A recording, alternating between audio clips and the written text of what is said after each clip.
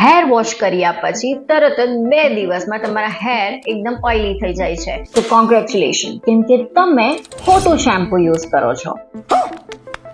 આવું મારી સાથે પણ થયું છે, એટલે મને ખબર છે. તો આવું મોસ્ટલી એવા લોકોમાં થાય છે જેનું સ્કાલ્પ એકદમ ઓઇલી હોય છે, અને બીજું કે જે લોકો પોતાના હેરમાં હીટ સ્ટાઇલિંગ પ્રોડક્ટ્સ વારે વારે યુઝ કર્યા કરતા હોય છે. તો આવા કેસમાં ક્લોરીફાઈંગ શેમ્પુ યુઝ કરવું બહુ જરૂરી છે. અરે મેં તો આટલા બધા પ્રોડક્ટ્સ યુઝ કર્યા, આટલા બધા શેમ્પુ યુઝ કર્યા, પણ આ ક્લોરીફાઈંગ શેમ્પુ શું નવું આવ્યું? ક્લોરીફાઈંગ શેમ્પુ એ વસ્તુ છે જે આખા દિવસનું જે તમારા હેરમાં ઓઇલ સિક્રેશન થાય છે, ધૂળ હોય છે, પોલ્યુશન હોય છે, ડેન્ડ્રફ હોય છે, એને એકદમ ઇઝીલી બહાર કાઢે છે, ક્લીન કરે છે, જે નોર્મલ શેમ્પુ એટલું ઇઝીલી કરી શકતું નથી, અને જેના લીધે તમારા હેર ફોલ પણ થાય છે અને હેર લોસ પણ થવા લાગે છે ધીમે ધીમે. ક્લોરીફાઈંગ શેમ્પુમાં આ પ્રકારના ઇન્ગ્રેડિયન્ટ્સ હોવા જોઈએ, મતલબ કે સેલિસિલિક એસિડ છે, કોલ્ટાર છે, એપલ સિડર વિનેગર છે.